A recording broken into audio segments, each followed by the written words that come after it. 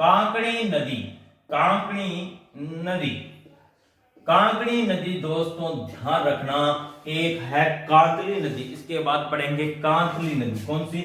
कांतली नदी। कौन सी पढ़ेंगे? कांतली नदी पढ़ेंगे, कांतली नदी। तो अभी तो मैं आपको पढ़ा रहा हूं, आपको याद रहे कि कांकड़ी और कांतली अलग अलग है। 2-3 दिन बाद थोड़ा मिक्स हो जाएगी। जिको अड़ंगो कांकड़ी में वो थे कांतली में सक लिया होगा, जिको कांतली में वो कांकड़ी में सक लिया होगा, पक्को है तो। लेकिन मैं इसको काम कौन करना चाहूँ कि थे पढ़ना आ रहे हो थाने में कंफ्यूज पहले कर दो, थाने में बता दियो अब बाद में, पहले थाने बता दी थी कंफ्यूज हो शो की तो ही जोर लगा लिया अपने, ठीक है, लेकिन दूर करना पहले। कांकड़ी ने काकड़िया बोलो, कांकड़ी ने काकड़िया बोलो, काकड़िया क्या बोलोगा? काकड़िया। कांकड़ी ने काकड़िया बोलो, काकड़िया कटा हुआ है टिब्बा में, टिब्बा में हुआ है तो टिब्बे कहाँ है? जैसलमेर। तो कांकड़ी नदी पूछे तो जैसलमेर में है, कांतली पूछे तो सीकर में है, पहाड़ों में है, काकड़िया कहाँ है? टिब्बा में।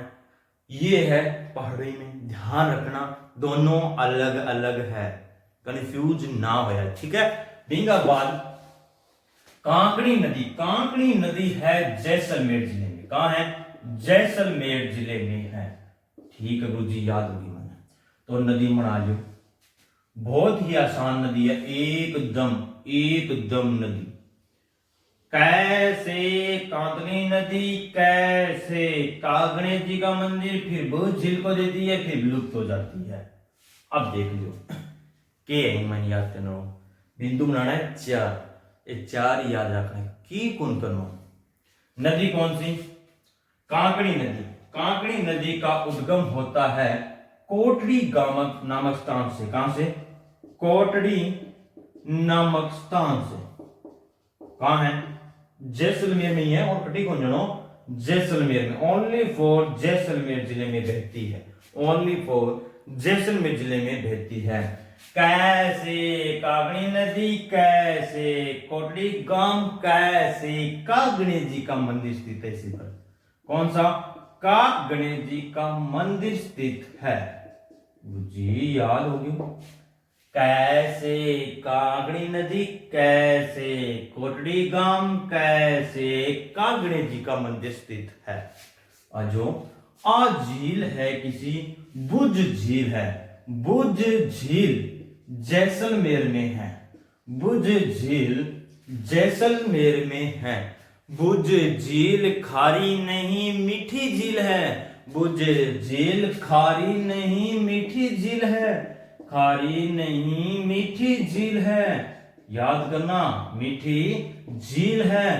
तो ये मीठा नामक स्थान पर जाके विलुप्त हो जाती है, विलुप्त का स्थान लिखना इसका, विलुप्त, विलुप्त होती है मीठा नामक स्थान पर, मीठा खाड़ी में जाकर विलुप्त हो जाती है, मीठा खाड़ी में जाकर, खाड़ी में जाकर विलुप्त हो जाती है, विलुप्त हो जाती है।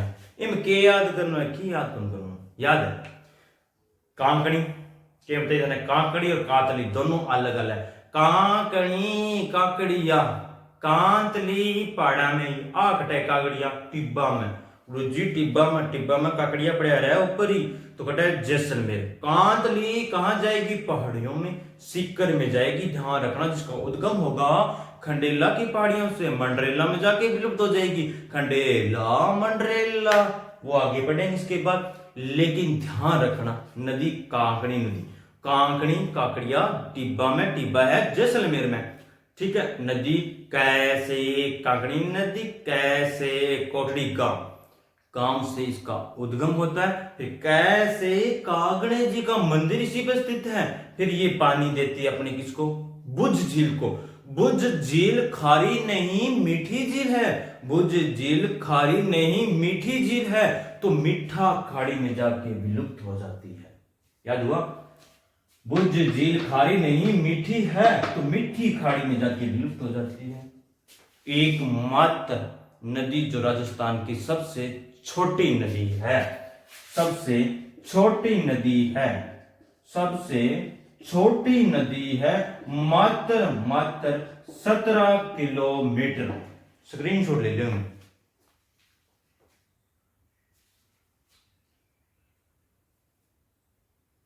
चलो उपनाम भी लिख लो इसके। उपनाम रह गया उपनाम। उपनाम दो ही है, कांकने और मसूरदी। मसूरदी नदी, दी नदी, नदी, बस एंगा उपनाम है। अब स्क्रीनशॉट के राम ले लो, कोई दिक्कत तो नहीं होता।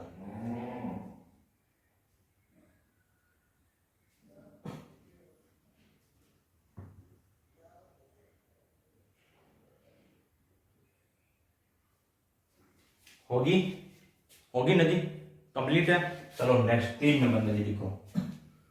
3 नंबर नदी है कांतली नदी। कौन सी नदी? कांतली नदी। कांतली नदी। कांतली नदी के बिंदु बनाने अपने को 5। कितने?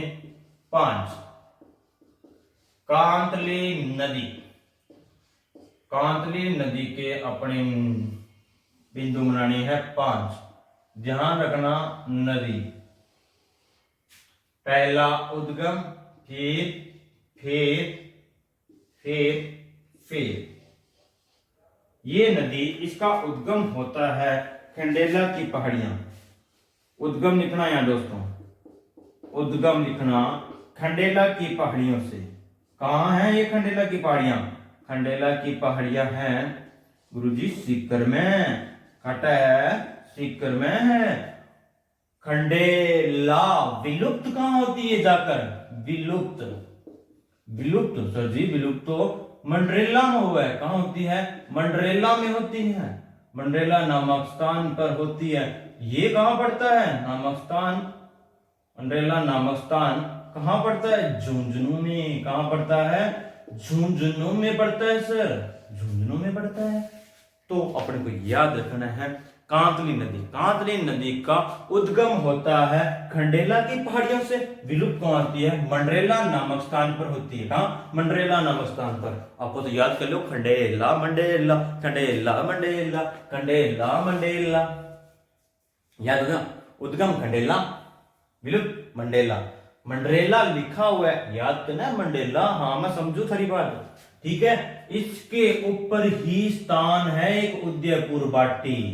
उदयपुर वाटी झुंझुनू में पड़ता है। ये कहां पड़ता है? झुंझुनू में पड़ता है। एग्जाम में आ गयो, उदयपुर वाटी कौन से जिले में स्थित है? उदयपुरी पे ऑप्शन हो, आधा ज्यादा तो ढेर सही है अपना। उदयपुर वाटी तो सबको पेपर दे दियो। उदयपुर कहां है? झुंझुनू में। बड़ा ध्यान रख लिया, कटा है झुंझुनू में है। कटिया ना हो बस में बैठे हुए तो सही हुआ, घर ना हो जाए, ध्यान रखे, ठीक है। बिंगा बाद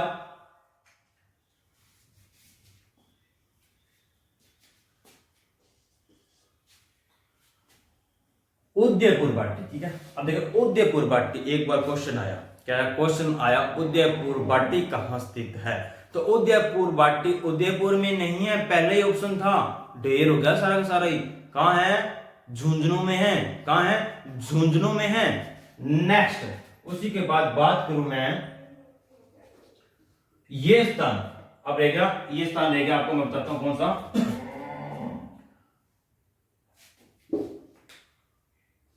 ये एक है सुनारी सभ्यता। सुनारी सभ्यता। सुनारी सभ्यता कहां पड़ती है? झुंझुनू में पड़ती है। कहां पड़ती है? झुंझुनू में पड़ती है। कांदली नदी पर सीकर में, ये झुंझुनू का पार्ट था। गणेश्वर सभ्यता है, कौन सी है? गणेश्वर सभ्यता है। गणेश्वर सभ्यता दोस्तों ध्यान रखना सीकर में है। कहां है? सीकर में है। कहां है? सीकर में है नदी। 5 बिंदु तो याद करना है। नदी किसी कांतली नदी, खंडेला मंडेला, खंडेला मंडेला। इन्ना चलना तो गणेश्वर सभ्यता, बिना उदयपुर वाटी, फिर सुनारी सभ्यता है। आलू इतनी सी बात, कोई रोड़ो को नहीं, आ भी नदी अपनी कंप्लीट होगी, ठीक है। अब लेकिन ये में तो ध्यान रखना है, पूर्णतः पूर्णतः